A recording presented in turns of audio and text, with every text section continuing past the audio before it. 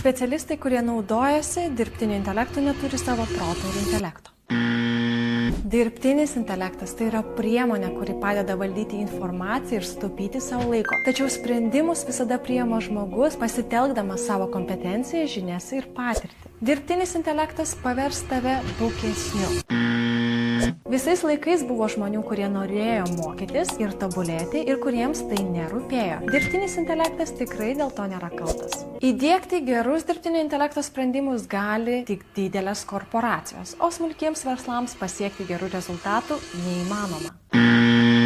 Šiandien dirbtinis intelektas ir jo sprendimai tapo prieinami kiekvienam, leidžiantys smulkiems verslams konkuruoti net su didelėmis įmonėmis. Dirbtinis intelektas labai primityvus, geba gerai tik maisto receptus generuoti ir nesuteikia realaus rezultato.